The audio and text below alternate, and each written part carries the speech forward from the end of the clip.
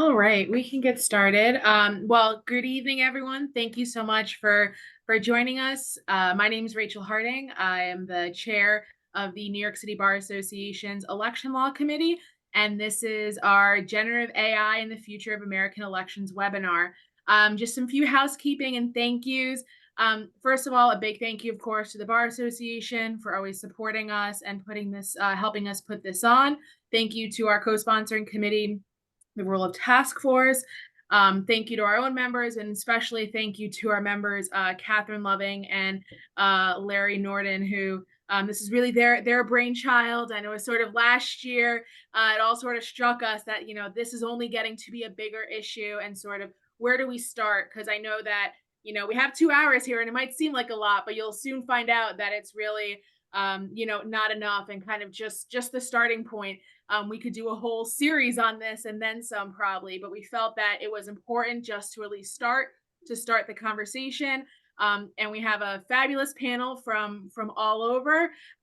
We have with us Senator Kristen Gonzalez, Spencer Overton, Toshi Hu, and then Larry Norden, who will serve as our moderator. So again, thank you everyone for joining. Also, if you do have questions throughout, please feel free to put them in the chat, and they will be answered accordingly. So with that, I will pass it over to our moderator, Larry. Thank you. Thanks so much, Rachel. Hello, everyone. I'm excited to be moderating this panel on generative AI and the future of American elections. We've got 40 days until Election Day, and some states are already starting early voting this week. So not surprising that AI and its impacts on elections are at the top of many people's minds. We've already seen AI being used in the 2024 US election. Of course, much of the world is voting this year, but even in the US, we have a number of fairly prominent examples of AI being used. I think many people will recall that in the New Hampshire primary, there was a robocall of President Biden that used AI to imitate his voice, and was used in a way to discourage people from voting. Of course, there was a Taylor Swift fake endorsement of Donald Trump, which may have led to her real endorsement of Kamala Harris. And additionally, in the past couple of weeks, the Department of Justice and U.S. intelligence agencies have alleged that Russia in particular, but also Iran and China, have been using AI to assist in election interference, helping to create fake news sites and profiles on social media to spread election disinformation, among other things. Even so, it's unclear what, if any, impact AI is going to have on U.S. elections this year. But outside of what may happen in 2024, there's lots of concern, and I should say hope about its potential transformative impact long term. We'll get into greater detail about what exactly we mean by AI and generative AI in the discussion. But to start, I thought it would be useful to provide an information that I got from a definition that I got from ChatGPT on what is generative AI. ChatGPT says generative AI is a subset of AI. I'm going to paraphrase a little bit here. A type of system that learns to generate outputs that look like the data it was trained on. Those outputs can be text, image, video, or audio. So I'm not sure how helpful that is, but hopefully our panelists can help us as we're talking this out. I do think, as with prior technological revolutions, developments in AI certainly hold democratic promise. In time, they could enhance the government's ability to understand what the public wants and to help citizens participate in policy decisions. But the potential of these benefits can probably only be realized alongside guardrails to ensure that AI systems are accurate and fit for the purpose at hand, to prevent system biases from reflecting historical inequities and diminishing the voices of specific communities. And I hope that we're going to spend a little bit of time on that today as well. One last thing I wanted to mention is the artificial intelligence boom has been accompanied by an upsurge in state legislation, not really federal, aimed at regulating this new technology. The Brennan Center put a piece together that reviewed the many states that have passed in the past year or so, laws in particular, either requiring labels or banning deepfakes in political communications. But there really is a lot more to do when it comes to regulating AI in our elections and for our democracy, given its potential benefits and uses. And our panel today is going to look at those issues through the lens of research, policy, and technological innovation. And we really do have an all-star panel. So I'm gonna go. Each of the panelists is going to speak for a few minutes. So I'm going to start with Toshi and provide an introduction to him. But then we're going to get to both Senator Gonzalez and Professor Overton. I should say, if people have questions, they should put them in the Q&A. There's a little Q&A button down at the bottom that you can find, and we'll be very happy to discuss the questions that you all have. So Toshi, who leads the Institute for the Future's Emerging Media Lab, where he explores the implications of rapidly evolving technologies that are transforming the ways humans communicate, collaborate, and connect. Toshi also leads the IFTF's Technology and Media Foresight Council, advising leaders from both the public and private sector. And he's a lead instructor for IFTF's Three Horizons of AI course that explores the near, mid, and long-term implications of AI.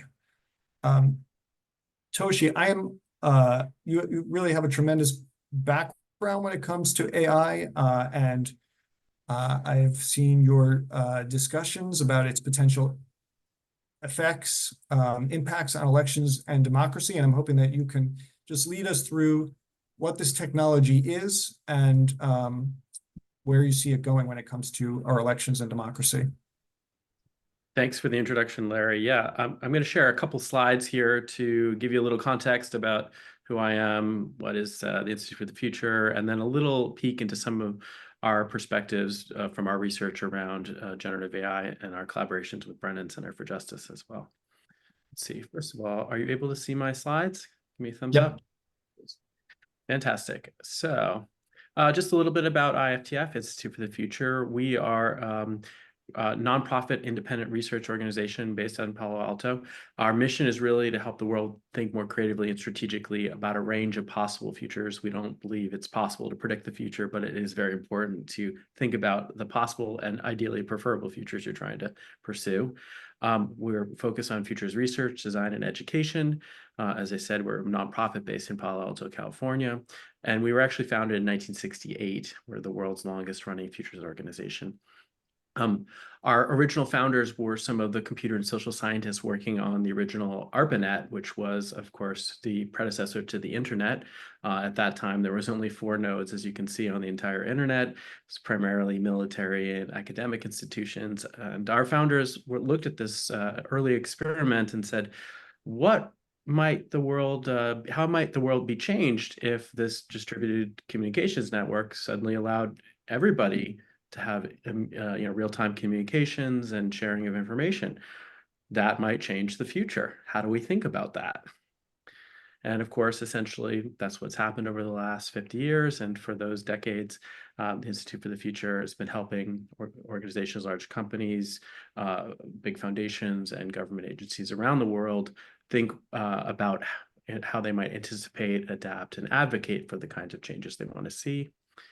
We have a number of different labs at IFTF looking at everything from future of food, future of governance, health. We have an equitable futures lab.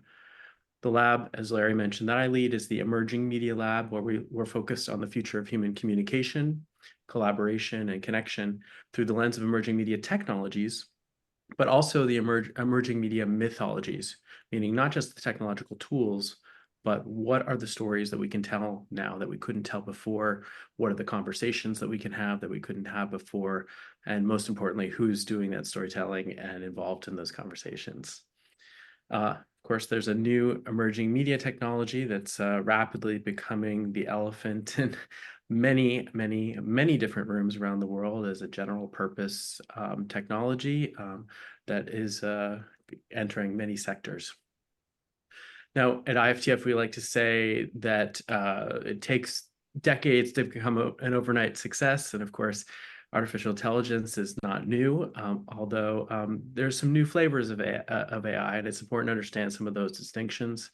For the last decade or so, pretty much everyone has been using what I would call classification AI. That's been helping us, curate our social media feeds, recommending movies to us, and assisting in web searches.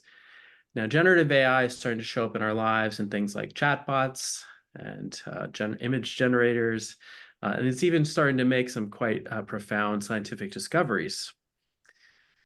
So if you think of classification AI as pattern recognition, the classic example is, let's say we had a pile of photos of cats and dogs. We wanted to sort those.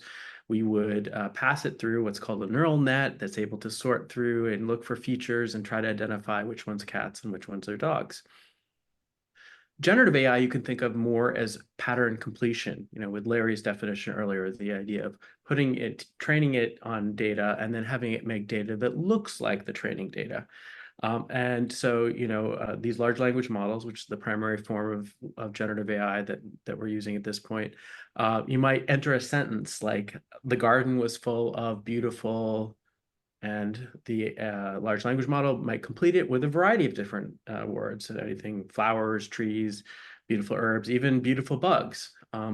And that's one of the most interesting things about generative AI that's quite unique from not just other forms of AI, but all forms of software that we're very familiar with. And that is that generative AI is non-deterministic, meaning you might get a different result even with the same input each time. And that requires a lot of new thinking and new intuition around these tools because they behave non-deterministically. Imagine a calculator where you put 2 + 2 and got a different answer each time. It's not something we're used to with technology. Another thing I think we all notice right now is that there's a lot of different opinions and ideas and feelings even about generative AI. And I think the parable of the 5 blind people with the elephant is really useful in trying to understand this. It's a large phenomenon that's somewhat unfamiliar to us, and we're only able to kind of understand it or grasp it from our own touch point. So some people are saying, generative AI is incredibly powerful and articulate trunk. Other people are saying it's a very pointy tusk. Other people are saying it's a stinky tail, stay away from it. And others even might say it's a parrot, it's not an elephant at all. And we'll get back to that in just a moment. One of the biggest questions right now is generative AI actually intelligent? And that's highly debatable, partially because we don't have an excellent, consistent definition of intelligence. But here's a couple data points to consider. We're seeing generative AI models pass, human tests, including the bar exam. But at the same time, these large language models hallucinate, meaning they make things up. And they do it confidently. So you might ask a question of like, what's the world's record for crossing the English Channel entirely on foot? And you might get an answer out that sounds completely believable, but of course is completely absurd. The world record for crossing the English Channel entirely on foot is held by Piotr Karula of Poland, who completed the crossing in 13 hours and 43 minutes on August 21st in 2019. Lots of details, lots of confidence. And this is another really important thing to kind of try to understand about generative AI is that it does just make things up. And this is not necessarily a bug. It's part of how it's designed. It's trying to generate novel data. But we also need to understand that generative AI isn't actually designed to generate answers. Generative AI is designed to generate output that sounds like answers. And that can be very confusing, right? Because a lot of things that sound like answers are actual answers. The problem is the things that aren't answers also sound a lot like answers. And, often we might hear people say we need to have humans in the loop. Well, we actually need more than humans in the loop. We actually need experts in the loop, because only an expert can determine the difference between an answer, an actual answer, and an incorrect answer that sounds exactly like an answer.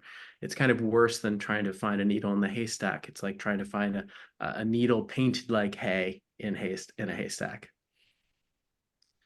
Now, other folks, for a variety of reasons, are asking, should we even be calling this intelligence if it's really just statistical math and training data? Is it just parroting back, a stochastic parrot back to us? Other folks, namely founders of giant AI companies, are asking, perhaps humans are stochastic parrots. Snarky comments aside, there's actually a lot of current cognitive science that says that our brains are prediction engines and do attempt to make sense of the world based on projecting our existing models.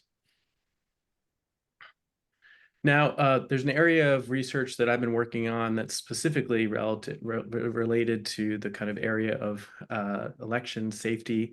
This is around synthetic media, and more specifically, what we call the age of impersonation. And that generative AI is showing up in a lot of ways in our lives, but one of the unique ways it's about to show up is it's about to very closely impersonate human beings in a variety of really important ways.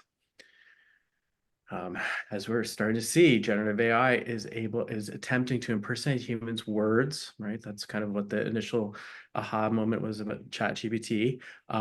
It's starting to impersonate our voices, our likeness, and even now the latest frontier is trying to sense and actually imitate human emotion.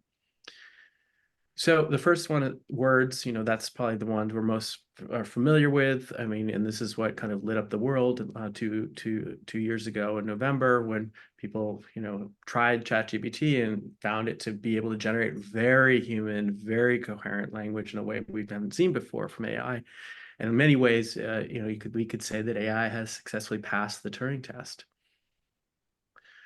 There's also examples of how AI is starting to speak in human voices. The latest models are able to actually have a conversation with you, not just as text, but in voice. And as we know, having a voice conversation is a lot more emotional than just having a texting interaction. And this is becoming pretty much, commercially available to anyone. This is a site called Parrot AI that's able to generate any celebrity voice you want, and you can have them say anything you want. Hello, everyone. I want to reassure you that I am without a doubt exactly who you think I am. Hello, everyone. I want to reassure you that I am without a doubt exactly who you think I am. And this is a common technology available to anyone at this point.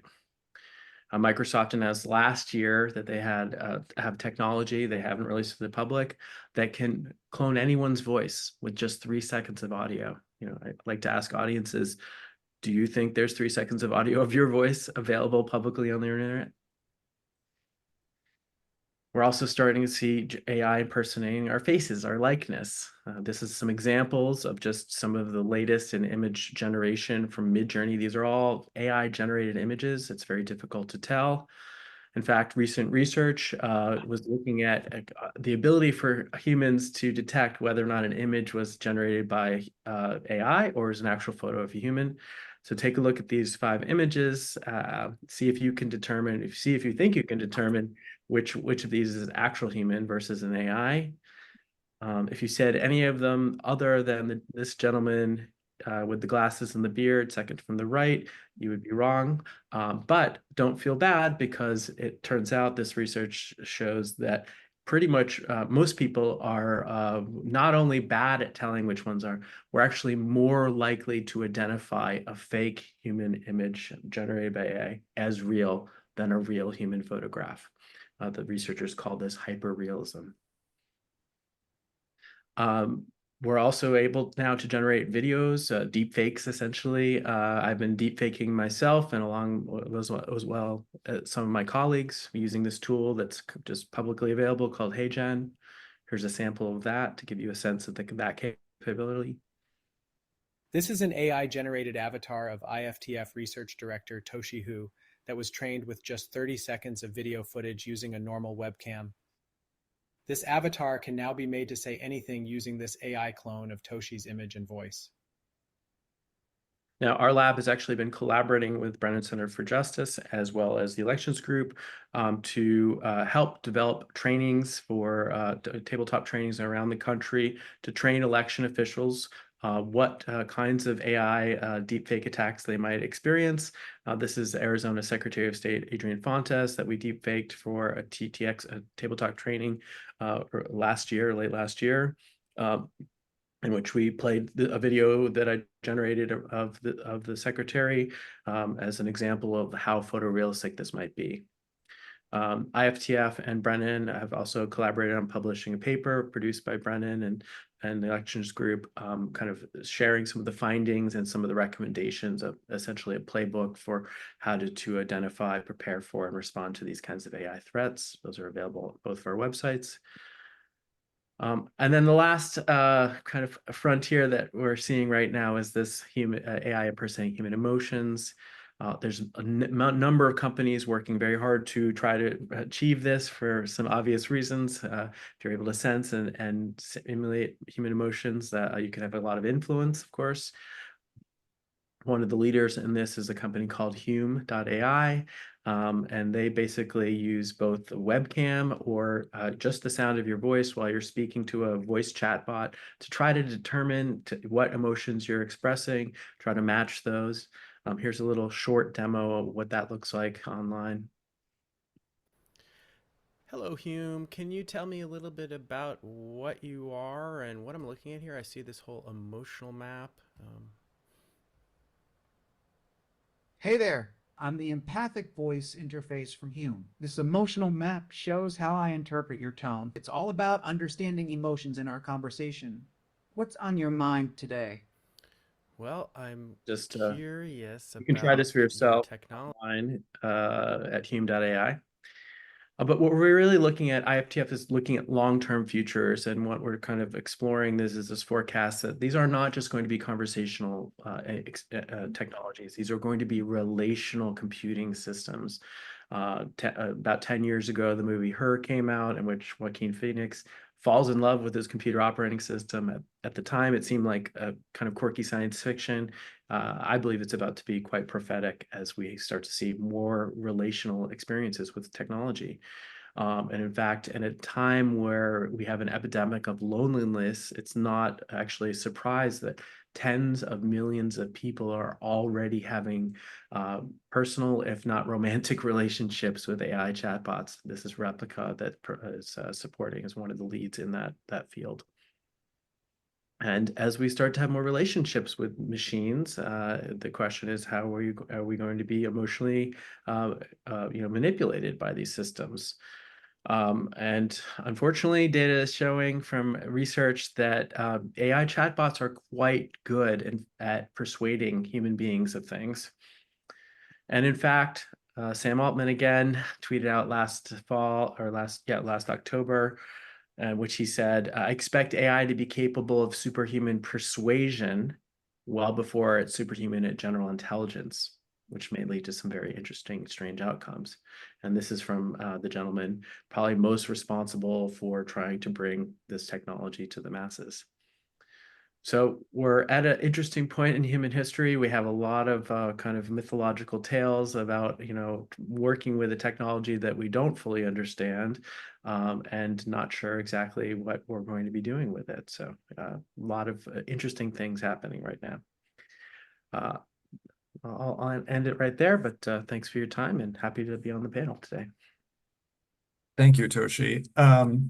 So I thought that was a great overview of a technology and what we might expect to see from it in the future, as well as what's already here.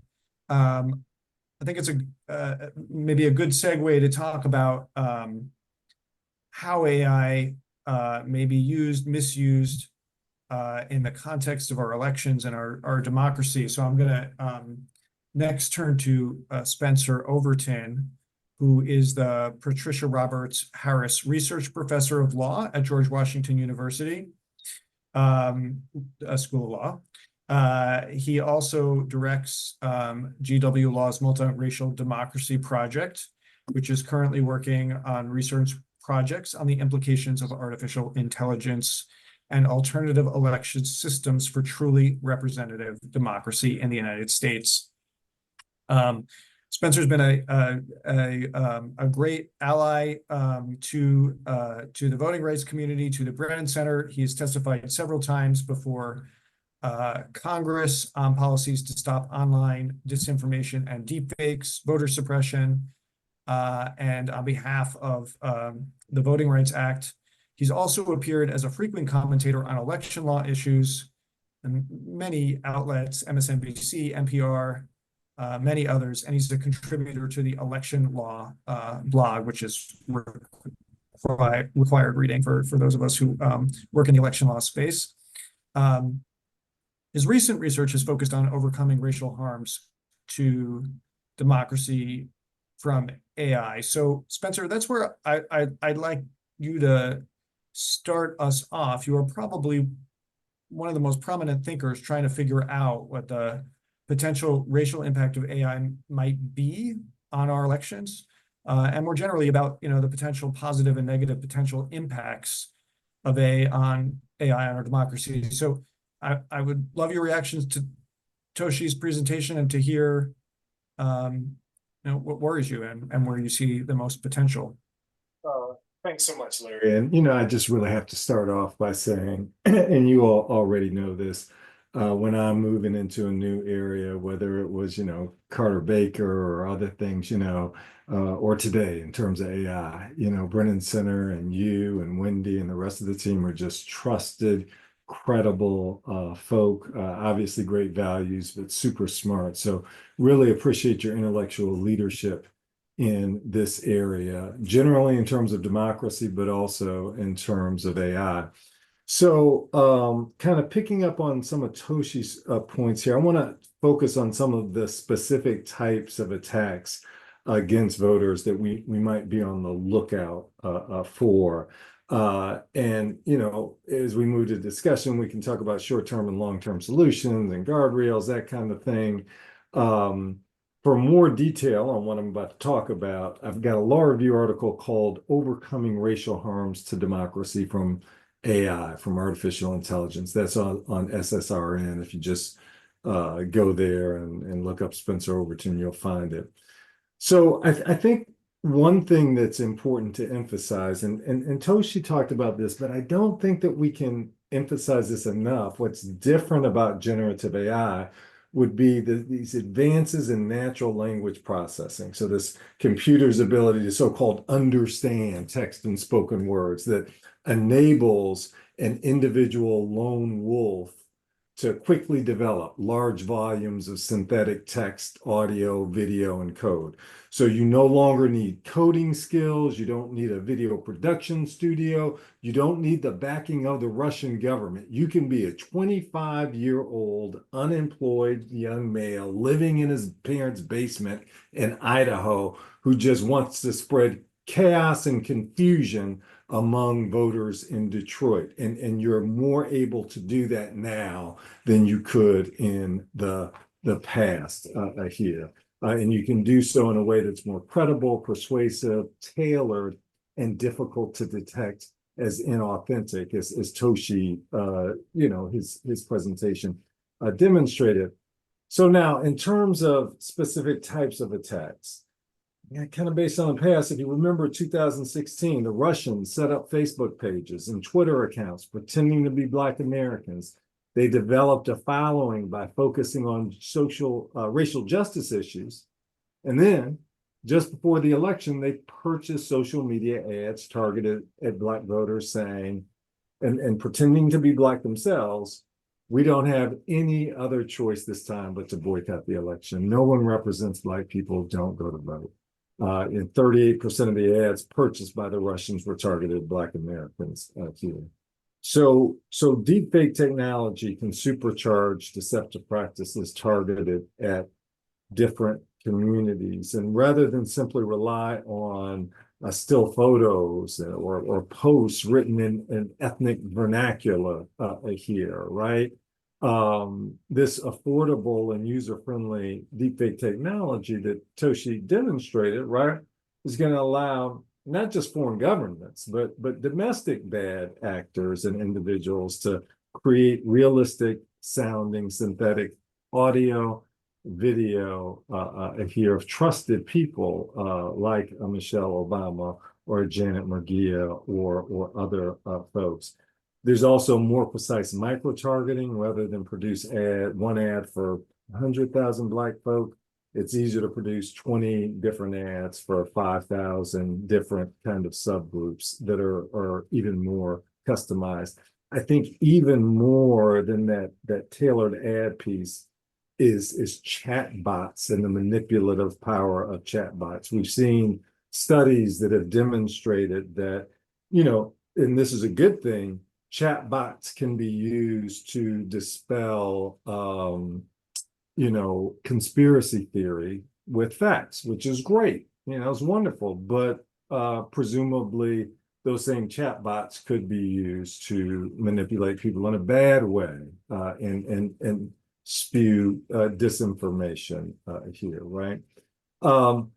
I think deepfake technology could also be used by white supremacists to tap into and increase cultural anxiety and racial animosity here. White supremacists have routinely been early adopters of new technologies, whether it's the film Birth of a Nation that increased lynchings among Black Americans, or the widespread distribution of cheap radios by the Nazis here. I certainly expect deepfake technology to be used to spread lies about massive voter fraud in Black and Latino communities, and the need and the justification to challenge voters of color because they're somehow fraudulent here.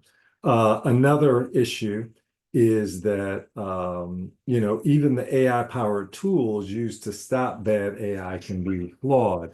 When we talk about automated content moderation and deepfake detection systems used by social media platforms, are sometimes less accurate on content created by people of color. Some Black users claim they can't talk about racism on Facebook without having their posts removed here.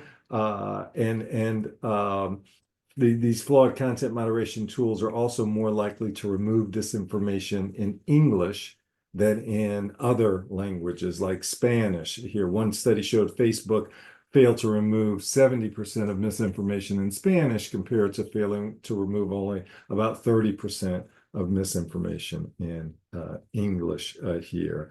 And that deepfake detection systems also are not as accurate on images of people with darker skin. Now, I finally kind of want to flag that AI could make it easier to facilitate attacks on county election offices that serve large numbers of people of color. And, why I'm really honing in on race here is that race is the most significant demographic factor in terms of voting patterns. It's more significant than gender, class, educational status, marital status, etc.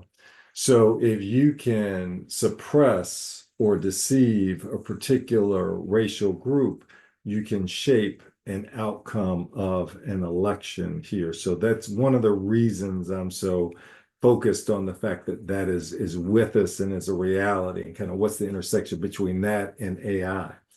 So in terms of these county election offices, some of my concerns include, and Brennan has some good literature on this, tens of thousands, because you get generative AI, tens of thousands of unsubstantiated voter challenges, or nuisance open record requests, or phishing schemes that allow for cyber attacks targeted at these areas. These types of attacks could divert resources, increase vote wait times, and make voting more difficult. People of color are a majority of the population in about 400 counties in the United States. An AI-powered attack on a handful of county election offices that serve Atlanta, Detroit, Charlotte, Philadelphia, Milwaukee, or, you know, could shape the outcome of a national election. In the alternative, even an attack on a handful of election offices in the Black rural South or tribal areas and in places like Arizona or kind of rural, heavily Latino counties could be a problem. And those places, I think, often have fewer resources to defend against AI-powered attacks than some of those larger metro election administration offices here. You could also imagine AI facilitating harassment and threats against Black election workers like Ruby Freeman and Shay Moss. You know, deepfake video created to make it look like they're stuffing ballot boxes. So, you know, these are only a few of the challenges that I think that we could see. I look forward to talking more about some of the solutions during our discussion period. Great. Thank you so much, Spencer. And just to, I guess, double click on a couple of things that you just said. In terms as I think you know this, Spencer, but the Brennan Center does these regular survey of election offices every year. And one of the things that we have found is that election officials who work in jurisdictions that are majority people of color are far more likely to be threatened, far more likely to be concerned about the impacts of threats on the ability to attract workers and volunteers. So it's just the reality of what those election offices are facing already. And I think, as with all of these things, when we talk about fears about AI, it's really kind of the ability of AI to be a multiplier to a lot of threats that already exist. And I did want to just put a plug in for one other thing that you said at the end, when you mentioned Ruby Freeman and Shay Moss.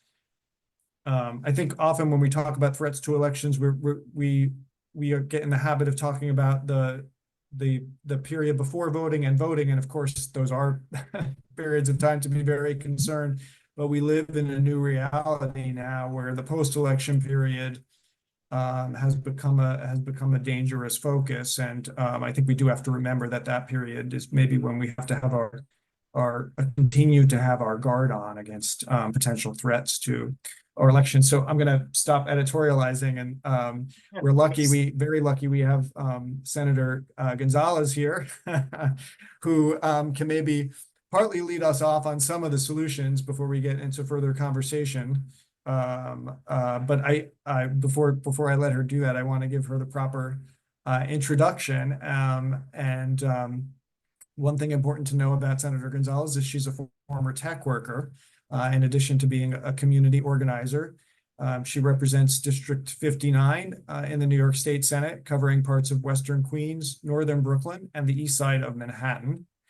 She is the youngest woman ever elected to the New York State Senate and chair of the Internet and Technology Committee. She passed legislation protecting our state's critical infrastructure from cyber attacks and co-sponsored legislation requiring disclaimers on political communications made with AI.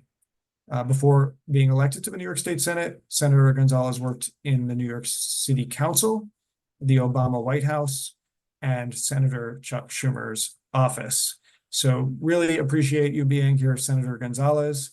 And I'm hoping that in addition to reacting to what you have heard and maybe offering us some hope on what can be done, at least legislatively, you can also talk a little bit about the reasons for you really have been a leader in the state on AI, not just in the election space. So if you could just talk a little bit about why you are focused on AI, maybe tell us a little bit about the PAID Act, the task force on AI in the courts, and how you're thinking about these issues. Thank you so much for the introduction. And I am really excited. It's a rice cooker in the background. But I'm really excited to be here. I'm off session right now, so I am back in the district, which, as you heard, we have a lovely 3-borough district in Queens, Brooklyn, Manhattan, a ton of tech workers. So when you ask why is this an interest area for me, well, I actually represent a lot of young people and a lot of tech workers who are asking these same questions right at work.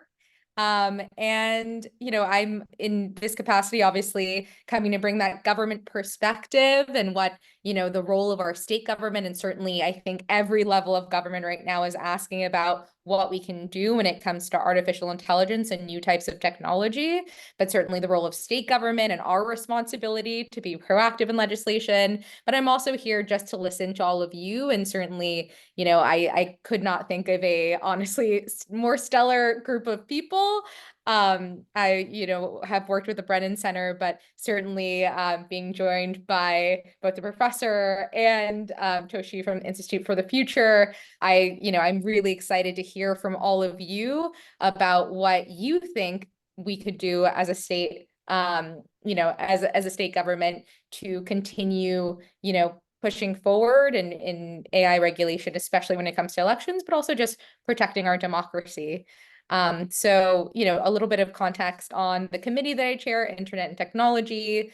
So in the Senate, that has really traditionally been a committee that's focused on issues that we should still be focusing on, which is digital divide, digital equity. But in the last 2 years that I've taken office, obviously, we've had this rise of AI, and it's been an incredibly urgent issue for us to think about, well, what are the ways that we can be answering questions, and who needs to be at the table? So immediately this past session this year, we brought together stakeholders from academia, stakeholders from the private sector, stakeholders from the public sector to pass 2 pieces of legislation on AI, and that's really helped us assert New York as a leader.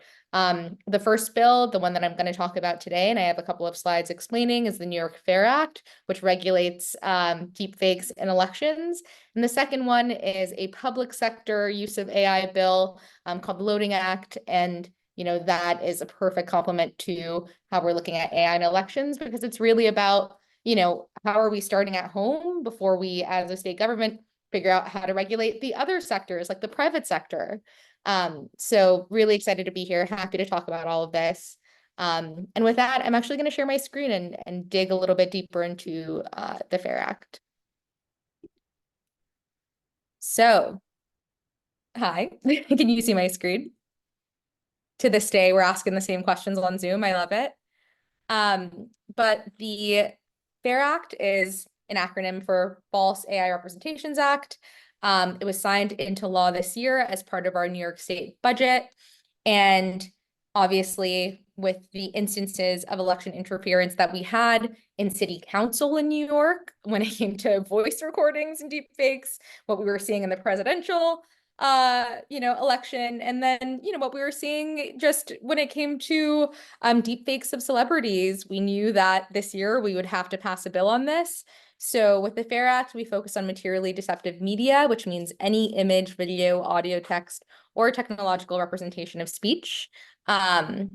We essentially had a debate around, well, what qualifies as materially deceptive, and what we heard from the stakeholders that we convened, Brennan Center, I certainly want to call out being one of them, Common Cause being another, is that we want to, that the standard that we want to meet is if a piece of media is convincing a voter or, a New Yorker, anyone, that something happened that did not happen, then it falls into that category. So what you're seeing here obviously is some of the language from our bill. But still, like, exhibits a high level of authenticity, obviously is necessary to convincing someone that something happened that didn't when it comes to an election. Same thing for depicting a scenario that didn't happen. And then, of course, naturally, the third part of that is generated content. So our definition for generated content was pretty broad: created by software, machine learning, artificial intelligence, or any other computer generated or technological means. I think it is really important to cast a wide net. And this, certainly will help the bill moving forward, be used by any election or candidate, or, campaign that has been threatened by deceptive media. Because, and going into the second part of this, because we want people to now use these definitions, see if they've been a victim of this, and then in court, certainly take up this issue. So I think the two things we're calling out here is, in our bill, we have duties to distributors or publishers. We want to make sure that we don't get to the point, right, that we have deceptive media interfering in our elections. And that means, having clear responsibilities. Broadcasters, publishers should know and should be vetting the media that they're putting out into the public. So hopefully they're our first line of defense. But, in speaking with them and certainly in trying to preserve First Amendment, and free speech and hearing those concerns, while they're our first line of defense, they have that responsibility. Certainly there are carve-outs for things like satire and parodies. I think political comedy has been something that's a big part of our democracy for since its inception. I think that, I took a class on that one. So certainly don't want to get in the way of that long tradition, but I think it's important to create clear, duties and responsibilities for the folks who are going to be putting this out or amplifying deceptive media. And then the second part, right, that speaks to what I was talking about before. We have these definitions, we have the standard of what qualifies, but now we want people to use this bill, and in using this bill as a way to ensure that we're not, continuing to, share deceptive media when it comes to elections.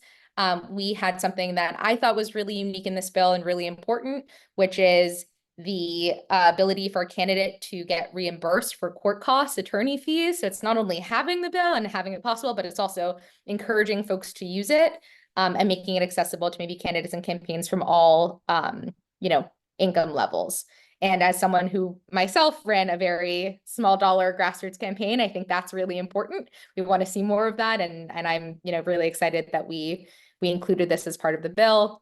And then we also, of course, if this is reported, someone is, campaign's a victim, we have injunctive relief, and we want to ensure that the material is immediately removed from the platform. So this is, a quick 2-slide snapshot of what we were able to do this year in the state legislature. But just kind of adding to this, and I'll also put this last slide up for context. Adding to this, if anyone wants to reach out, we're happy to speak with you. You're welcome to reach out to our office. And, I'm sure Brennan Center as well, who is deeply a part of this process, would also be happy to answer questions. But just kind of expanding on this, and based on what I've heard from both of our, the panelists tonight, I think there is a deeper question. This is a starting point, but there's a deeper question about where we go from here. The technology is rapidly advancing. And honestly, when we think about the two types of AI, or two buckets of AI that Toshi outlined, when it came to traditional types of artificial intelligence and machine learning, the spread of misinformation, for example, in social media, actually, I would argue, pushed our society and our democracy to the brink in a lot of ways. And we're seeing the effects of that now. And we've seen the effects, the last few years in our elections at every level of government. So the question of, misinformation and AI is not a new one whatsoever. But what's worth calling out is with generative AI and large language models, that's the ability to spread misinformation to influence our elections on a scale that we have never seen before. So if we've already been struggling, I think certainly where I am trying to think through this between elections and democracy as a state legislator is, well, if it happens on a scale that we haven't seen before, then, what do we need to do? What tools do we need in our toolkit? What else can the state provide to voters to ensure that they're equipped to, be media literate, to know, what elections are happening, what is real and not, and then to quickly respond when there is mass information misinformation campaigns that may be seeking to target, an election even on a hyper local level. And then certainly to Spencer or Professor Overton's points earlier, we want to ensure that we're not only doing this, but we're doing this with an eye for equity. And I call that part out too, because when it when we look at regulatory models that have been implemented domestically, so across the country on a state level, even some of the federal bills or national bills that have been proposed, and then internationally, like the EU AI Act, those tend to be risk-based approach or a risk-based approach to regulating AI. But for us, it's been important to shift the perspective away from just solely a risk-based approach to a rights-based approach. What are the fundamental rights that we want to maintain as, US citizens, as members of this like global society that should be considered red lines and should be the basis for a lot of our regulation moving forward. And implementing a rights-based approach, of course, looks at protected classes. I know we're in the context of the group we have here, certainly according to the law, protected classes, but it also looks like deciding what use cases are appropriate, not just looking at the technology itself, but really looking at each use case. Does it make sense to be using generative AI for this purpose or not? And what potential, impacts to our fundamental rights to things like privacy does that use case have? Does that tool and, I guess use of Gen AI, threaten us with? So I say all of this to kind of, contextualize, this is the right moment to be having this conversation. This is what we've been able to do so far. We've been passing bills and we want to continue passing bills. And there's still a lot of work to do. So again, open to hearing from everyone tonight and just appreciate the time to join the conversation and speak a little bit more about how we're thinking about AI in elections. Fantastic. Thank you so much. And those were three great presentations, and I think provide a lot of fodder for a discussion. I should say we've already got a few questions in the Q&A. I just want to remind people, please go ahead and place them in there. I'm gonna try to pull some of them into questions that I'm asked, and I'm gonna turn to them in a few minutes. So I encourage people to ask additional questions that they have, but maybe we can start off where Senator Gonzalez left off, Spencer. And one thing I do want to say is you mentioned the article that you wrote. I really do recommend for people who are interested to go read it. It's the most thoughtful piece I have read on these issues, and I wonder if maybe you could react to some of Senator Gonzalez's suggestions and provide a little bit more of your thoughts on how you think government should be thinking about, well, you don't have to limit it to government, but should be putting up guardrails on the use of its technology, how it can address potential biases in AI that you talked about. Sure. And let me just start here in terms of what's so important about Senator Gonzalez's work. Like, this is the beginning here, right? And so many governmental entities have not moved forward. There's not a silver bullet. This is a whole area, and Senator Gonzalez is taking some important steps forward here.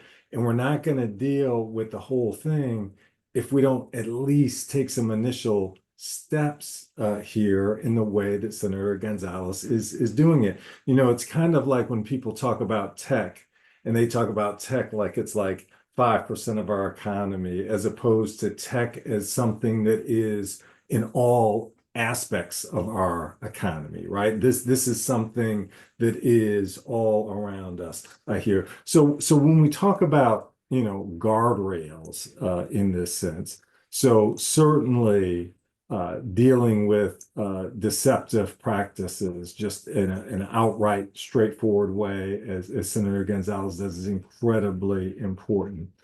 I think that there are some principles that we need to lay out from a guardrail standpoint, because things are changing all the time in this space.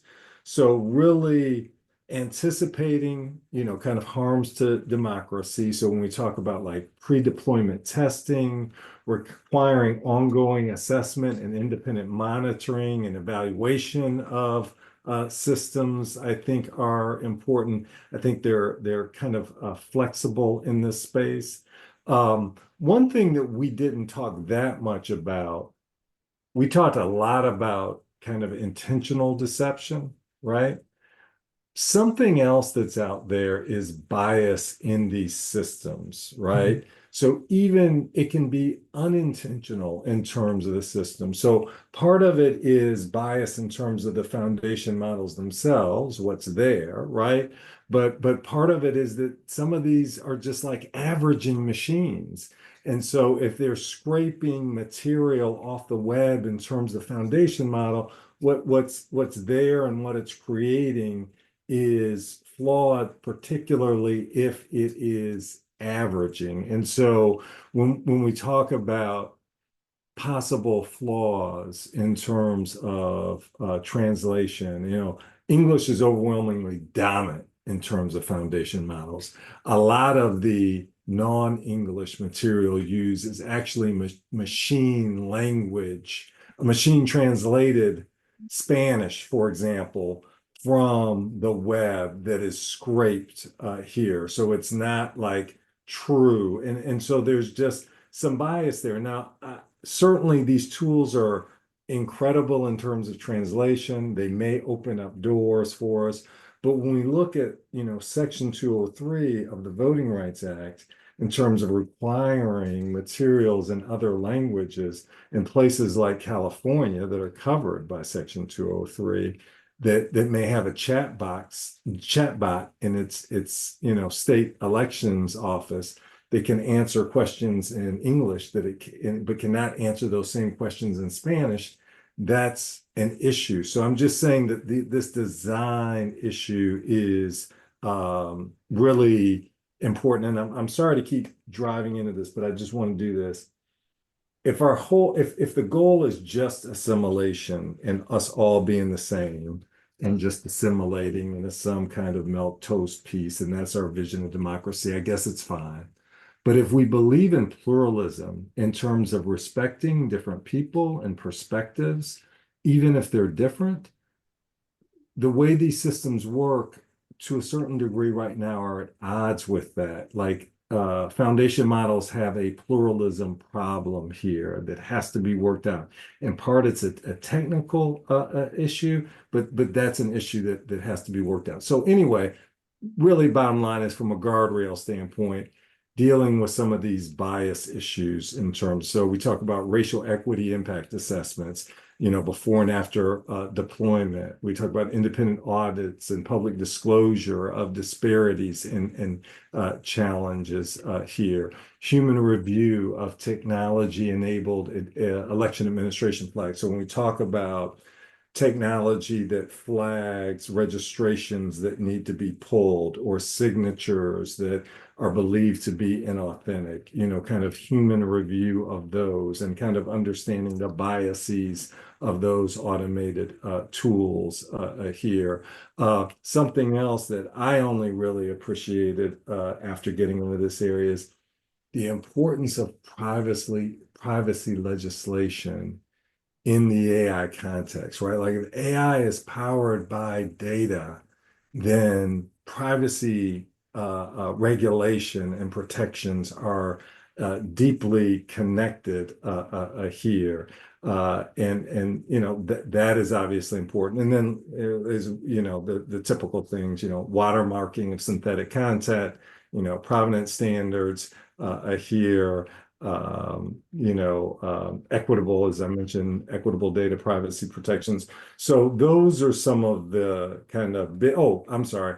I think also enhanced whistleblower protections. So when we talk about someone from a company going to testify before Senator Gonzalez and being able to speak out because they have whistleblower protections in terms of here's how things are working, I think that's something else that's important from a transparency standpoint.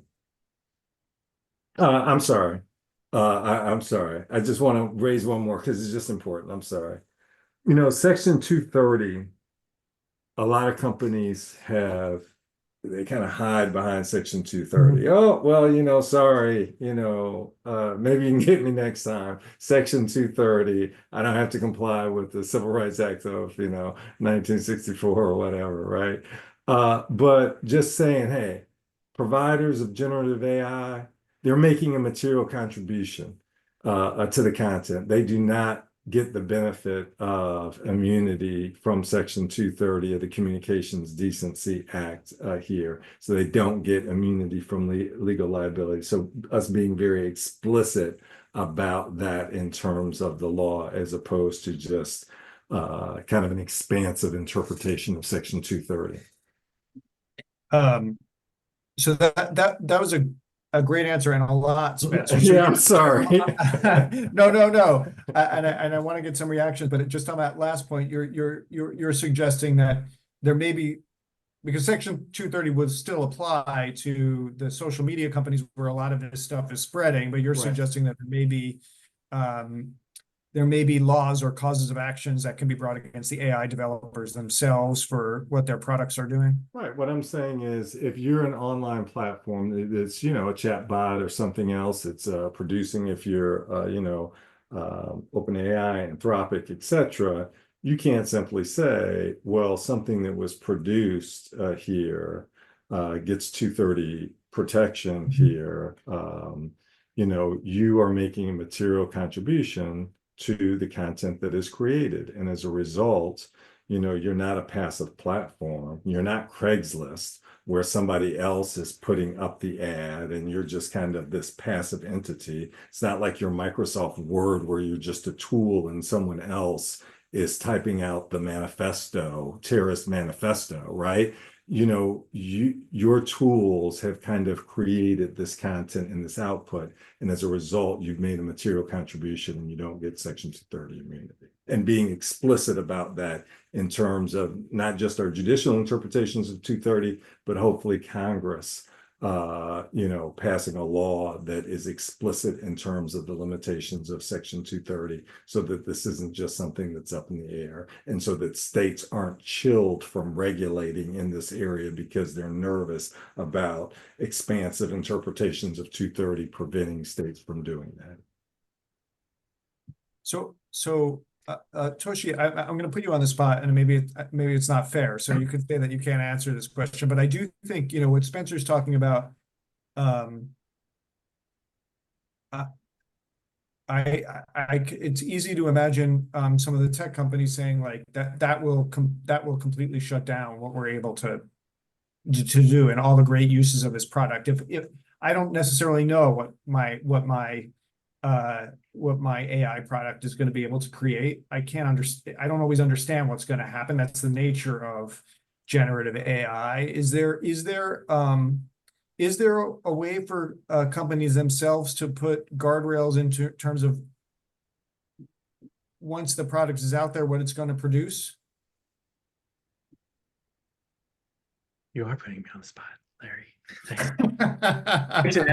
I think I'm really glad that both Spencer and Senator Gonzalez are bringing up social media, because in a lot of ways, there's a lot for us to draw from in terms of both thinking about the difficulties around regulation, as well as some of the learnings we might have had from the previous failures.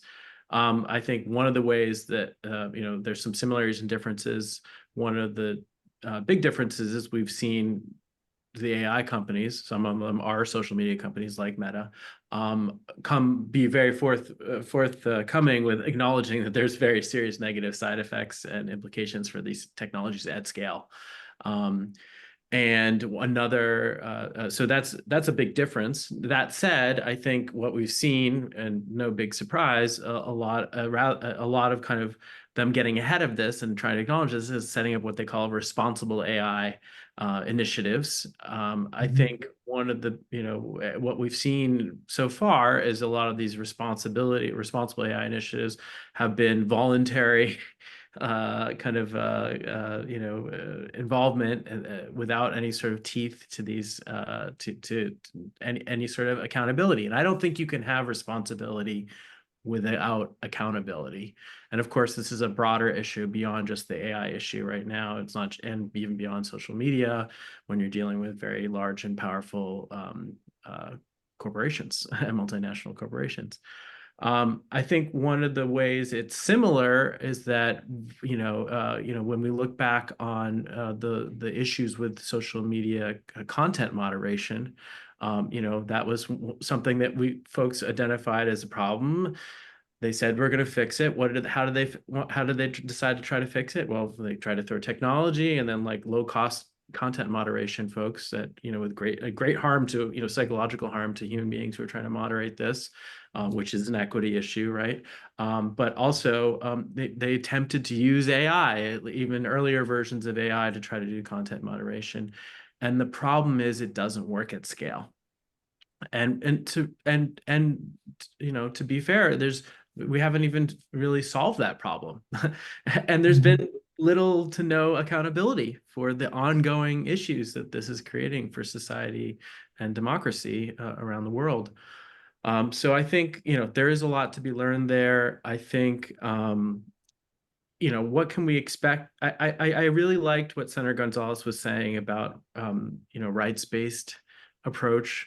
The reality is it's a very complicated thing to regulate technology at scale already. When you're dealing with non-deterministic technology, it's even more difficult. It's very difficult to audit non-deterministic software. You can run it 500 times in your test environment and it may behave entirely differently, especially when you have folks who are intentionally trying to jailbreak it and to get it to go outside of its technological guardrails.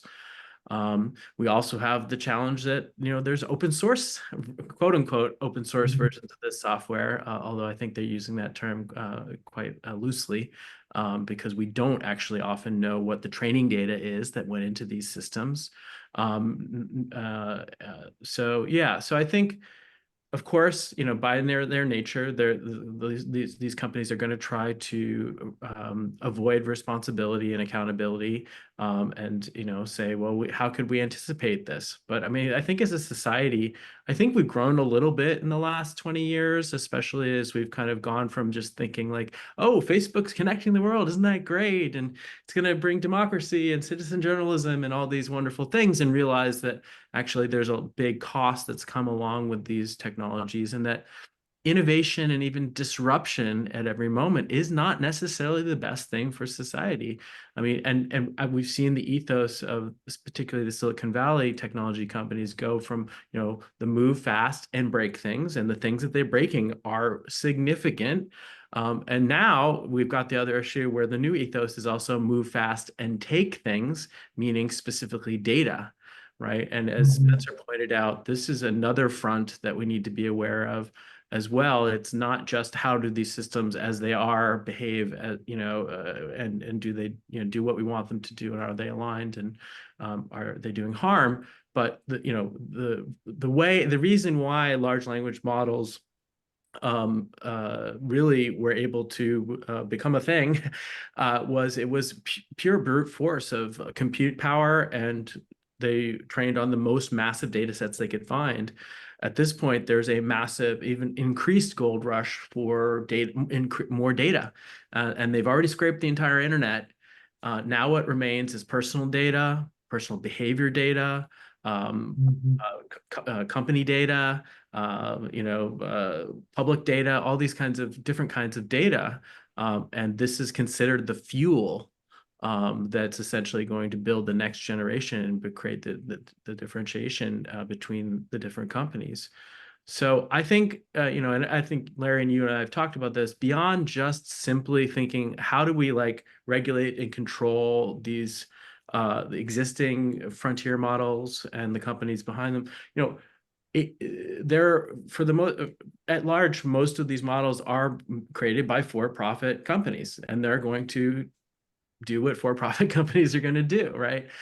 Why do we not have also more initiatives? And I know that actually I'm teeing you up here, Senator Gonzalez, Empire AI. Why do we not have more initiatives for seeing generative AI systems and the compute needed to build them and understand them, as public infrastructure.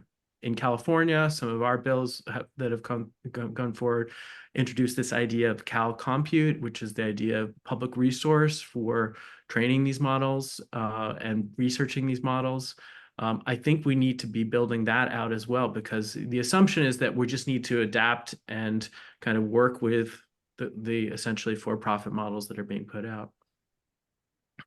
Yeah, so that is a great, there's so many things that I want to ask all of you, and we don't have that much time, but I do think that I'll pull on that thread that Toshi left us with, and Senator Gonzalez, it does seem to me that a lot of the problems here are connected to the fact that you've got a few private companies that are all competing against each other, very much focused on making sure that the massive investments that they are making turn a profit. They are going to control a lot of the information that we get. I've heard Bruce Schneier talk about the fact that, if we could use AI to help us figure out how to write bills and do other things like that, get us information, but Microsoft's going to have an interest in what kind of information you as a legislator are getting, right? With what ChatGPT is telling you, how it might help craft a bill. I think a lot of people have questions about whether or not commercially developed AI models can serve as a public good, and if there is some kind of public alternative that we could look to or public investment that we could look as a solution. So I'm very curious for your thoughts on that. And Empire AI, if you can talk about that. So many thoughts, so many good questions. Also, you guys can call me Kristen. I appreciate it. But no, I have just really, really enjoyed hearing both of you speak about this. I just want to go back. I think, yeah, there is so much more the state can do, whistleblower protections, thinking about privacy, a comprehensive privacy bill. We already have one that's introduced, but it's been really difficult, right, to pass that. And that brings us to kind of, I think, the point that you were making, Lawrence, which is, where we're moving by having like the private sector drive so many of these models is really a surveillance capitalist state.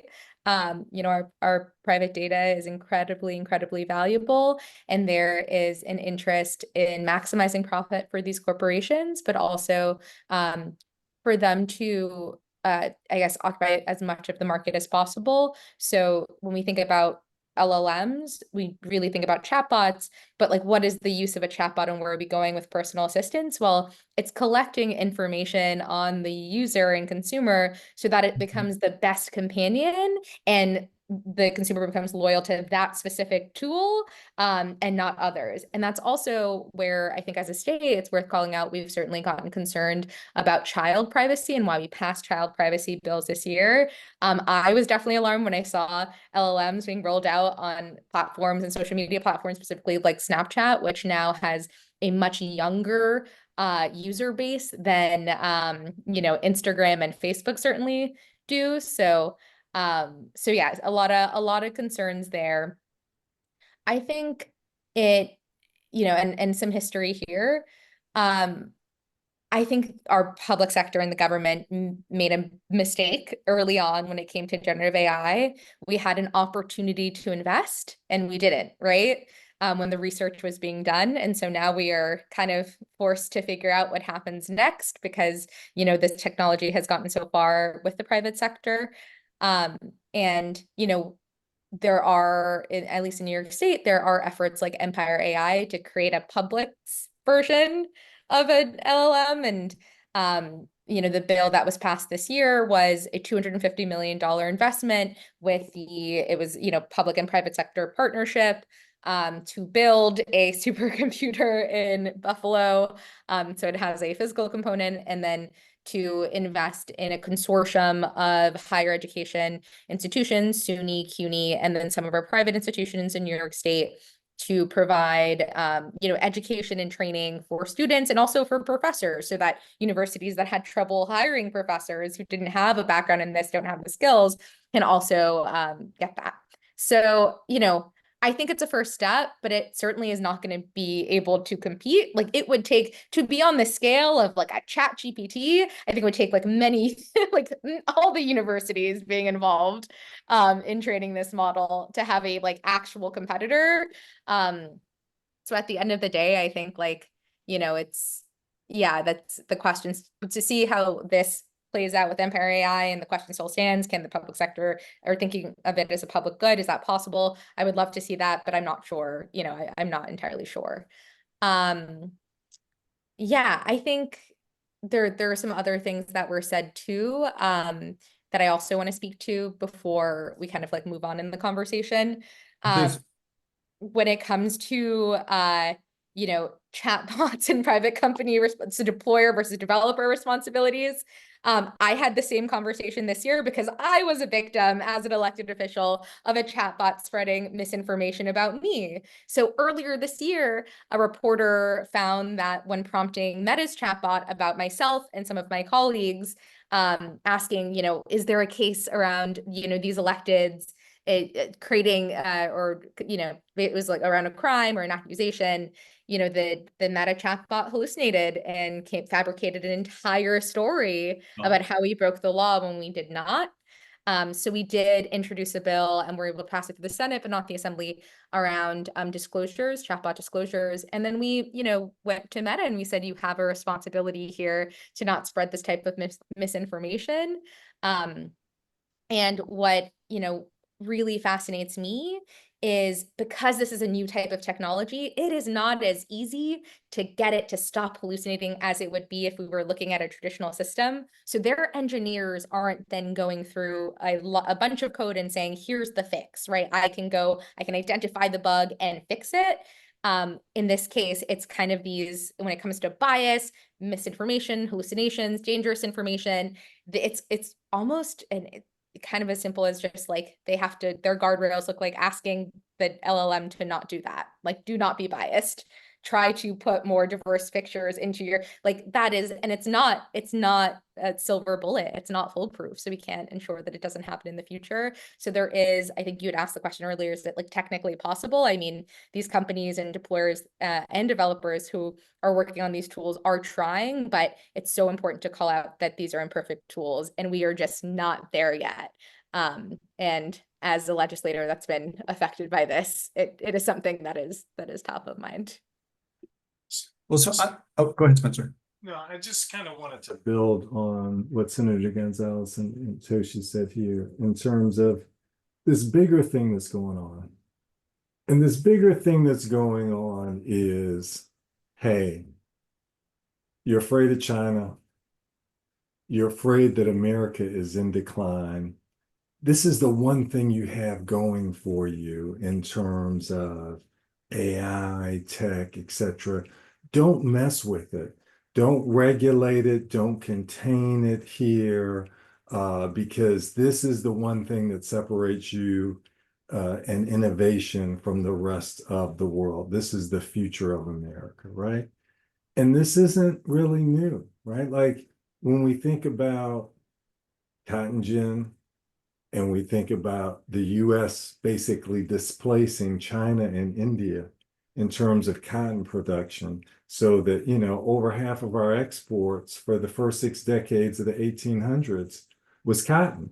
And obviously that was directly connected to, the slave trade in the United States and the massive expansion of slavery, and obviously costs that were associated with that. When we talk about the Industrial Revolution and the need to kind of compete with the UK and build up and a lot of great things. It's wonderful that we have the technologies that we do, but obviously there's some costs when we think about global warming, plastics, and other things that are here, right? And so something can be decent and good, but law may still have a role in terms of containing the costs, or at least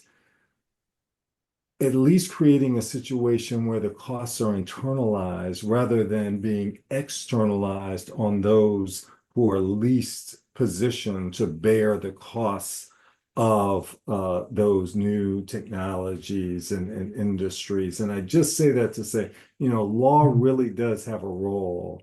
And we really are perceived, I think, by the EU and other entities is almost really like captured by tech here and unwilling and unable to really regulate in this space because of our self-interest as Americans. And I think that that's a problem. I just think that law has a role to play here. So there's so many things to pull on here. I'm going to, since you left it with the role of law, Spencer, I'm going to try to pull in both question. I'm going to try to go to some of the questions that are up here now, but one of the questions that an audience member asked is, some conservatives are raising issues about the deep state and that government should be bottom up as distinguished from imposed by the legislatures, executive courts, or even worse, administrative agencies. What do you see as the outlook for government-sponsored or managed guardrails in light of this philosophical and political tension? And if I could add to that, even if you don't accept that frame, I think, there are some First Amendment issues as well, in terms of concern about regulating this technology. And I would love to hear from either Senator Gonzalez or Spencer on where you think those tensions are and how they can be resolved, if they can be, or where they should be. So very quick answer to that for me is looking at the use case, not the technology. It's not that we have a fundamental problem with the technology. Although, I think there are some philosophical problems for me when it comes from like a pro-labor perspective, taking people's data, trading your sets on it, copyright, all of that. But for us as a government, we look at use cases. What's the intended use here? And, is that something we need guardrails around? I obviously believe in government as a legislator, so I'm like we should be more not top down necessarily, but like need government established guardrails. And as you saw in the bill that we presented, I guess just again, really briefly, like we set the standard, but now there is a legal process that can, that can happen to ensure that, this technology is kind of being, watched, protected. So it's not that it like changes anything. It's just in cases where it's being used poorly, and then it's to the courts, right, to decide if that was a deceptive media, piece of deceptive media or not. So yeah, I think that's my quick answer to it, but I will turn it over to you. So I'm going to say some things. I'm a law professor, so I get to say, I'm not trying to be Senate confirmed or anything, so I have a little bit of freedom here on this stuff. So number one, in terms of the First Amendment, we've got to just work through some things. There are issues in terms of the First Amendment. There are areas where, like, for example, I think the court is fine with us regulating deceptive practices related to the time, place, and manner of elections, but they might not be okay with us, regulating someone saying, Hillary Clinton doesn't like black people, right? Like that might be just First Amendment that is there here. And I do think that there are questions about what our First Amendment rights. Like I might have a First Amendment right to create something, but a machine is not going to necessarily have, I think, a First Amendment right. I know corporations might, but I don't know what a machine will here, right? But I think we got to work through this stuff. We've got zoning regulation, and if zoning goes too far, it's a taking, right? But we got to kind of work through it in terms of each situation. That's why we have courts, and that's why we have a legal system, right? Another quick point.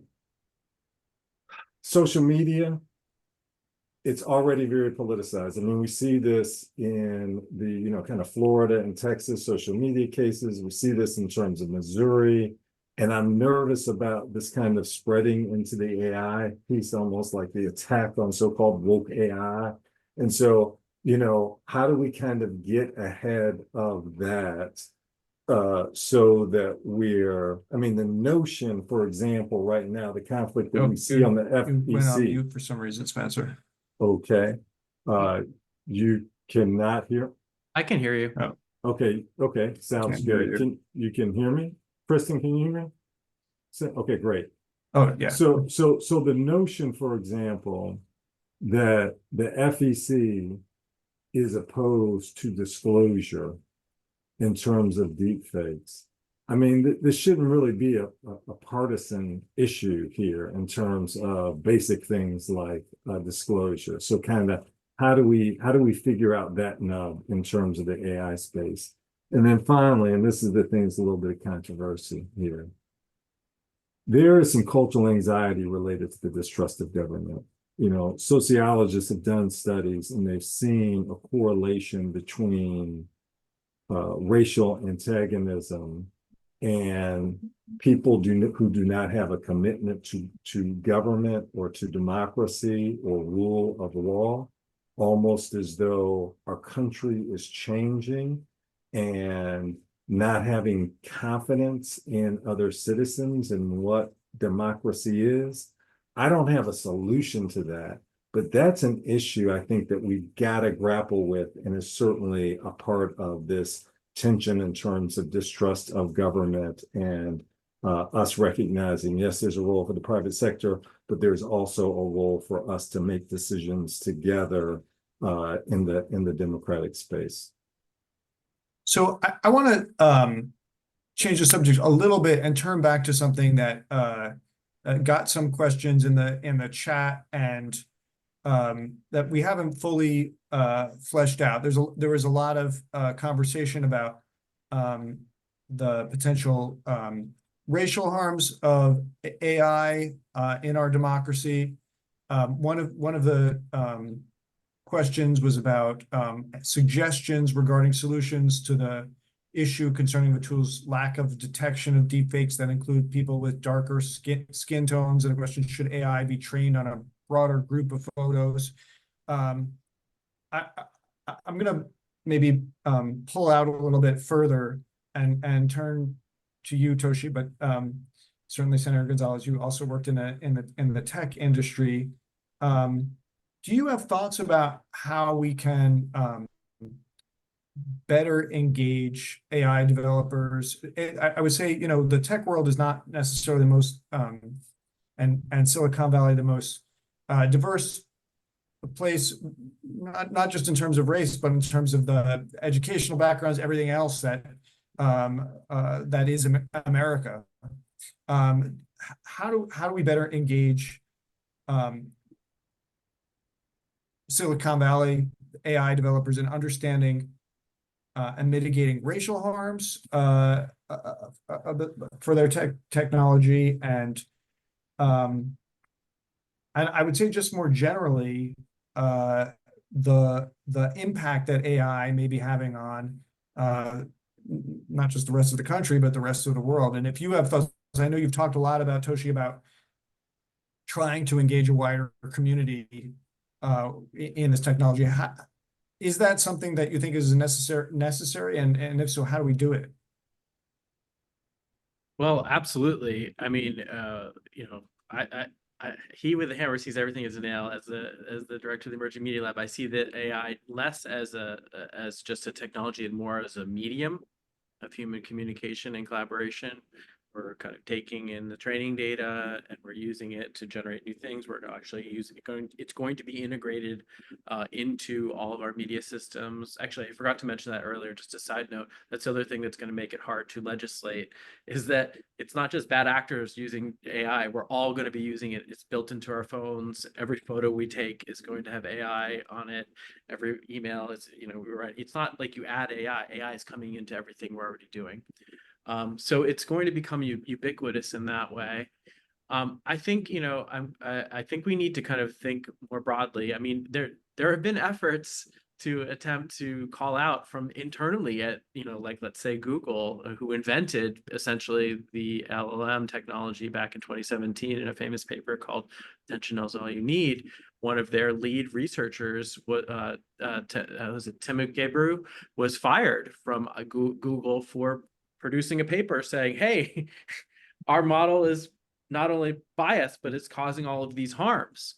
And she was let go from Google, and we've seen other examples of researchers internally, many of them people of color, and who are trying to speak up around this.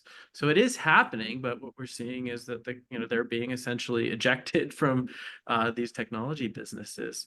I do think it is important to broaden this conversation, and one of my personal kind of goals, and what we've been doing together, Larry, with the Bread Center for the Justice, just trying to raise general literacy.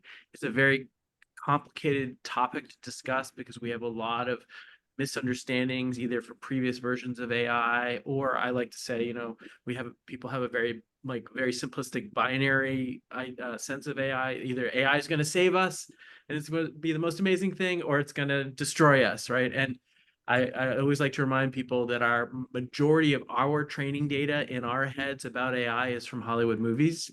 And it turns out, killer robot movies sell more tickets, at least in the West. And Asian cultures have more kind of harmonious stories as well.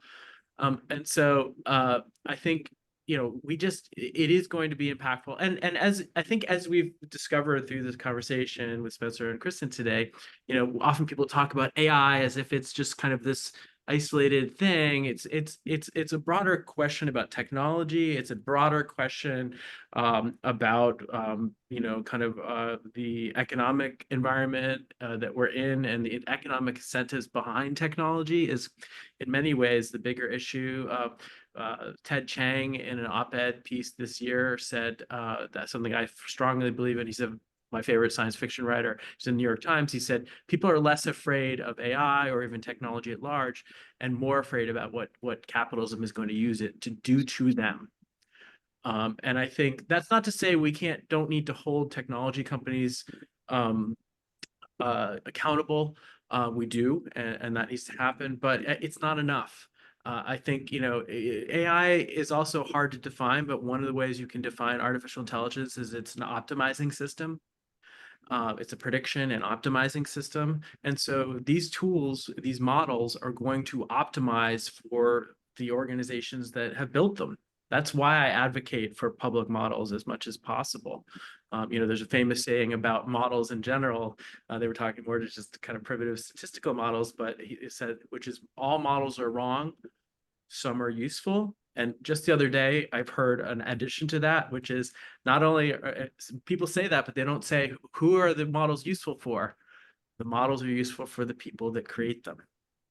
And so I think we need to kind of step back a little bit. I mean, we do need to kind of legislate around the specific technologies and the specific harms, but we also need to see the kind of optimization environment that these technologies are being released into. Thanks, Senator Gonzalez. You look like you had something that you wanted to add. Oh no, I was like, Toshi should go first because I'm like, I am so curious what you have to say. Yeah, no, I totally agree. I think same kind of perspective here as a regulator. You have for me, I call them Zoomers and Doomers, the people who are like, this is gonna save us all, and the people who are like, we need to ban it tomorrow. And it's our responsibility to be in the middle and also be very like intentional in terms of like, how we regulate. We see it as, I always use a car analogy. It's a car. We just haven't built the roads yet, the stop signs, like the stoplights, all of it. So that's what we're trying to do and what we're trying to build up. And then when it comes to issues of bias and racial equity, that's why that transparency around training data as part of like, the infrastructure that's important has been one thing that we have promoted. Dirty data in, bad data out, bad outputs. So it is good to have some transparency on what, these models are being trained on. But at the end of the day, humans are imperfect, and this issue of bias is not new. Silicon Valley hasn't solved for it. And I don't know necessarily if we should feel optimistic that it's going to be solved in the next couple of years. It's great when the companies that are making these tools are hiring a more diverse workforce. We certainly love to see that. But is that workforce going to be necessarily always representative of an entire racial or ethnic group? Absolutely not. I think we've seen some big tech companies struggle with that. Even when they train on a more diverse now company that they had, they still have some of the same issues. And so I think for me at the end of the day, like, promoting that, yes, let's have better data, more diverse data sets. Yes, let's like have, companies that are more diverse, but my job is to make sure people are protected. And right now, from a bias and racial equity perspective, what that looks like is investigating use cases around policing. It looks like investigating use cases around, these tools, whether, traditional AI or Gen AI, like traditional automated decision-making systems that are currently in use by government today that may be biased, looking at them and saying, hey, like, where are they making big decisions about New Yorkers' lives? And how do we know about it? And how are we going to hold our own state government accountable, right? And so, one solution that, again, humans are imperfect, but it's still really important when the tools are too, is having a human in the loop. If we don't want tools that deeply impact people's lives whenever they're making a big decision. So if it's a state sanctioned tool, for example, certainly there should be like a human in the loop and human review if someone feels that they've been discriminated against or that the tool is biased.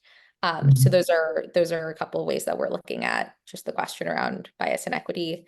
And very last pitch, for all, since we have a group of lawyers in the room tonight, earlier Lawrence mentioned that there is a task force that's been put together to talk about this in the courts.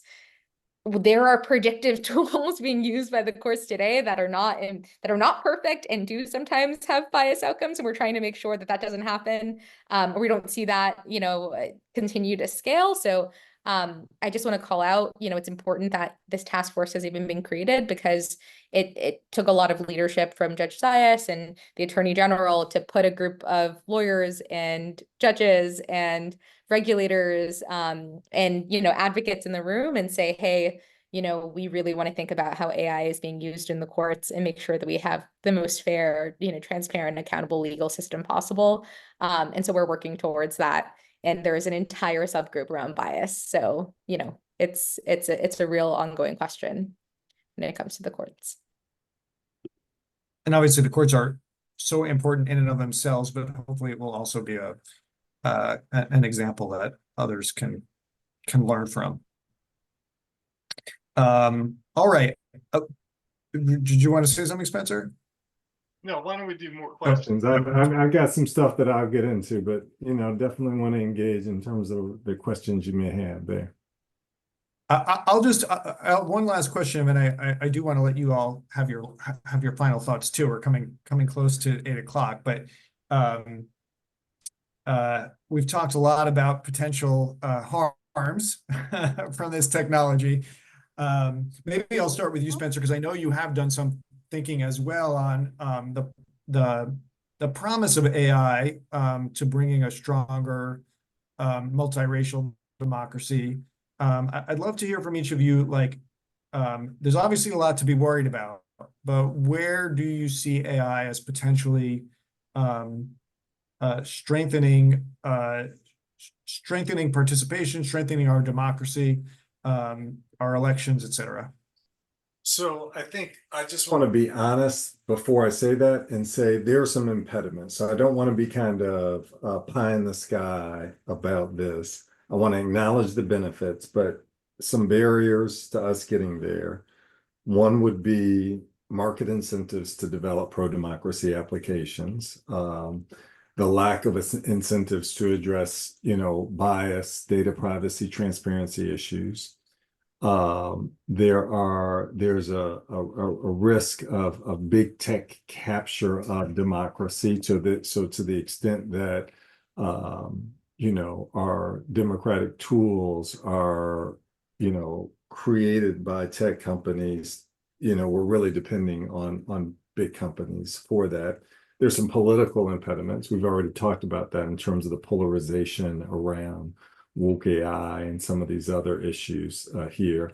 There's also the potential for AI to expand disparity. So even though AI could be the great equalizer by lowering costs, etc., there is the potential for folks who can afford particular applications and tools to be able to separate themselves from others. So those are kind of the disclaimers. We deal with that stuff. There are some real benefits. We could possibly reduce racial inequality in terms of political participation. Right now, there's some significant racial disparities in turnout, for example, between particularly Asian American and Latino folk here, but even Black folk have lower turnout than white folks. So, you know, to the extent that we can use these tools to mobilize folks, more participation, and grassroots groups can use them, that's great. Overcoming language barriers, we talked about the potential there. More inclusive election administration. So we talk about figuring out where to put a polling place and election administrators doing that. Also, reducing disinformation and racial polarization. We already talked about the tools in terms of content moderation, but you know, Polis, some other kind of platforms in other parts of the world are used for people to like identify common interests, different people identifying common interests and making some decisions together. So kind of cross-racial deliberation and coalition building. There's a potential to reduce racial inequality in government. When we talk about maybe we don't hear as much from folks of lower socioeconomic backgrounds and assessing the sentiment of those communities, identifying disparate impact and kind of reducing disparate impact in terms of government services and of private actors. How do we, and you talked about Bruce Schneider flagging this, using these tools to identify more equitable and inclusive policy solutions. And how do we, there are a lot of people, for example, who are eligible for government benefits now, but are not enrolled. How do we increase access to, how do we find those folks, use these tools to increase access to and quality of government services and benefits. So those are just a few ways I think that AI could be harnessed to kind of make government better and really advance democracy. Toshi, you have thoughts? Yeah, just to build off what Spencer was just talking about, you know, there was another New York Times op-ed last year in which a doctor basically was saying, like, yeah, sure, AI might help me find the cure for cancer, but right now it's just helping me get through all my notes and paperwork.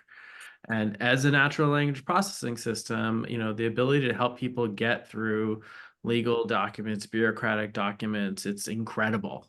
This is one of the superpowers, the ability to kind of query, you know, large amounts of information and try to simplify it and say, explain it to me like I'm a 10-year-old. It's really good at that. That said, you know, even though I know we've talked a lot about malicious uses, I think the other kind of missed opportunity that we have right now is that I think that there's a misconception around what generative AI is actually good for. It's currently being marketed as, or I guess I would say the misconception that people have is this idea, well, it's artificial intelligence. It must be precision answer finder. And it kind of seems to do that, but you know, there's always this little extra thing, which is yes, and it makes things up. You know, it's believed by you know, researchers that is unlikely to go away. It's kind of inherent in the technology itself. And so I think one of the missed opportunities that we have is that we're not seeing it for what it's actually good at. You know, I like to say, like, you need to know what your tools are good for. You don't butter your toast with a chainsaw, right? So what we like to say is that, you know, although generative AI is not a reliable answer finder, it is an unprecedented possibilities explorer. Meaning, rather than it being a convergent intelligence system, meaning like just let me skip all the work, get me to the answer, and I can just operate from that, is that it's a divergent intelligence, meaning it helps you explore the problem space more deeply. It helps you explore the solution space in ways you might not have. It helps you get outside of your own mental models of what these issues are. And I think that's where the superpower is. It's not currently being marketed in that way. And, and I guess partially I'm saying that because that's part of what the work that we do at exploring possible futures. But I think, the idea of scenario planning and exploring how we might think about something is going to be a new mode of thinking. And right now people are thinking of it as it's just going to get us to the answer and we can build automation off of that.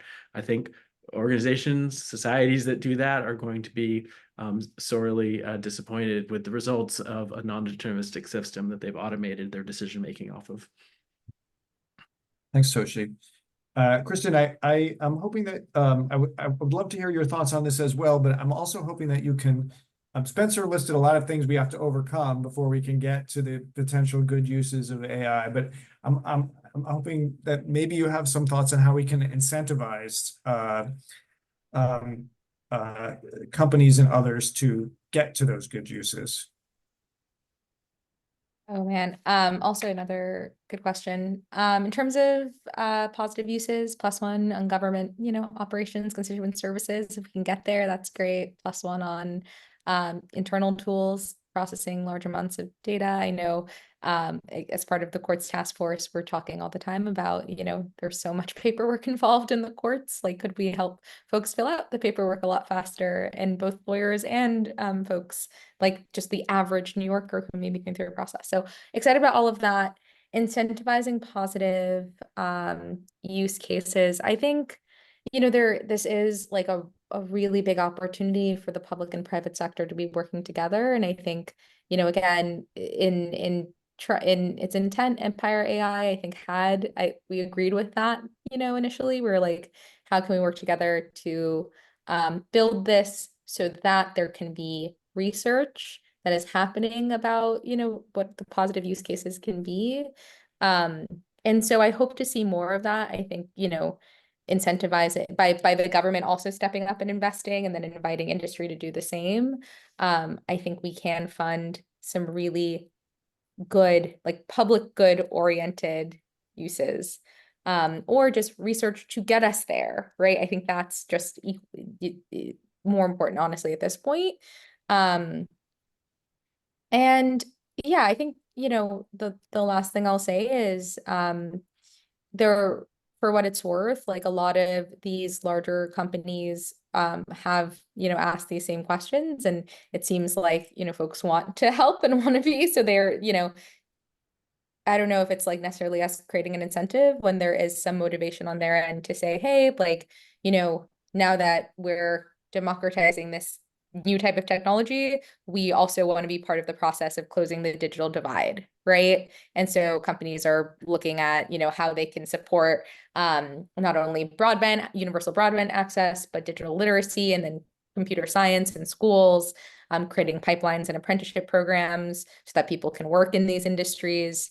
I think all of that is great. So not necessarily even needing to incentivize them. There's already that energy, but just continuing to like push that so that we're partnering and, hopefully building a society together that works for everyone and isn't just so, at this point, a little bit more one-sided. Great, thank you. So we've got less than 10 minutes left. So I'm hoping each of you could give us some concluding thoughts, maybe 2 or 3 minutes. And then I guess we can get dinner. So Toshi, I'm going to start with you. Sure. Well, as I shared in my presentation and in my comments, I think it's really important for us to really try to build our literacy and really understand the nuances of what this technology is and what it is not. I think these kinds of forums and the conversations that are happening in many, many rooms right now are getting us there. I think the other thing I wanted to add earlier around just kind of diversity and models and things like that, and bias issues. I think one of the narratives that I'd like to challenge is this idea that only big tech companies can do this. There was actually a famous memo that was leaked from inside of Google where some of their lead AI developers were basically saying, like, we have no moat, meaning that the recipe for creating large language models is public knowledge. It's a publicly available paper. And the big companies have every incentive to try to convince us that only big companies can do this. And I think that there's good evidence to show that this could be done. Building these kind of models is going to be something that many organizations can do. And the other kind of misunderstanding I think we have is that this idea of monolithic model. Is ChatGPT going to win? Is Gemini going to win? The reality is, and from the technological standpoint, is that what we're at the beginning of this. What we're going to see eventually is a diversity of models talking to each other and talking to human beings. It's going to be an ecosystem. This is,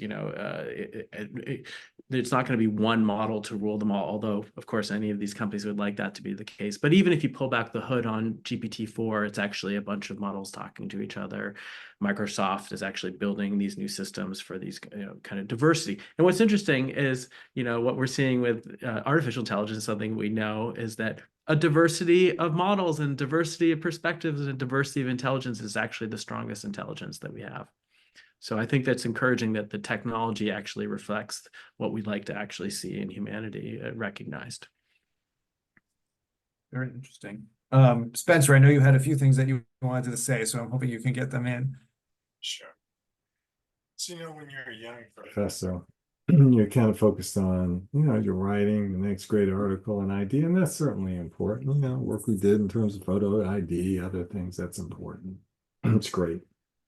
But I think when you get older, you see the contribution that your students who go on to graduate, that they make. You realize, like, your true legacy is people, people who go on to, whether it's their lead organizations or their judges or their government officials, or they're just good people who raise families and are like good citizens here, right? And similarly in this space, there's not like one policy, no one law review article or policy that's going to solve all this stuff forever, right? And I think, just in kind of concluding, I would say that, folks who are working in tech right now, don't feel like that politics is too dirty for you, or that you're, somehow not able to do that here. I mean, I think that we have seen Exhibit A in terms of Senator Gonzalez here, just here being engaged. And I know that she's the chair of Internet and Technology here, but there's no reason that there shouldn't be a Senator Gonzalez who's chairing procurement and contracts and transportation and all these other areas, because technology is connected to all of that. So I think kind of a final note is not, here's the one policy solution, silver bullet. It is for those people who are in the tech industry and are public-minded, etc., to not refrain from getting involved in terms of civic engagement and politics, and to go out there, because I just think we really need that fuel, certainly in our state legislatures, but I think also in Washington, D.C. as well. Thanks, Spencer. Senator Gonzalez, I'm going to give you the second to last word, because I'll wrap us up, but I would love to hear any additional thoughts you have or things that you want to share. Thank you so much again for putting this together. Thank you for having me. Thank you to the other panelists for a truly insightful discussion. I think I've been taking a lot of notes all night, and certainly will be thinking about this as we end the year and go into the next legislative session. I guess I would say, in the context of just AI and elections, yes, I think we heard tonight, there is a lot that could threaten our elections and threaten our democracy. And, we've heard about some of the early steps we've taken, whether it's the New York Fair Act, the Ask for Disclosures or more between New York State and maybe other states as well, to combat that. But to Spencer's point, I think it is so important to acknowledge that we collectively have the power to change things, not only affect positive legislation, but when it comes to our elections, we may have a lot of, misinformation that currently exists or may exist in the future, but being engaged, showing up like I think the folks who are here did tonight, taking your free time to listen and think about this, and then talking to your friends and family, coworkers, neighbors. There is no replacement for that. And I deeply believe that as someone who, I've run multiple campaigns. We use tech in our races to, try to maximize our reach, but there is still nothing, no amount of money, no technology that replaces a face-to-face conversation at a door that says, hey, I care about these issues. Hey, I have a vision for the future. And hey, I know we can build a better, city, state, and democracy together. So I have a lot of hope for the future because as much as, we have a lot to think about and work through, I know that we have the right people in the room, and I know we have the talent and the power to do that. And as far as it comes, when it comes to AI and positive use cases, I think we have a really good opportunity to innovate and, harness all of the potential, to complement the human things that are already happening today. So I'm looking forward to at least working towards that goal. And just want to thank again everyone here for being part of that conversation too. Oh, this was really a fantastic conversation. I'm so glad that we ended on a positive note from each of you. I will say, when we started talking about doing this panel, this is the beginning of the year, I think there was a lot of thought around what would AI mean in just this specific election.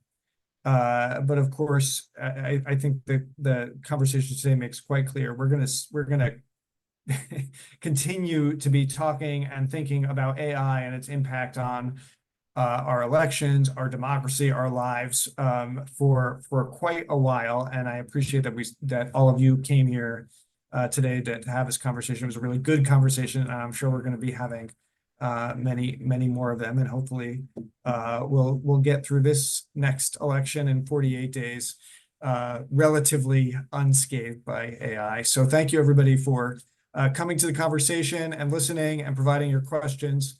And thank you to our panelists for such a great conversation. Thanks so much. Have a good night.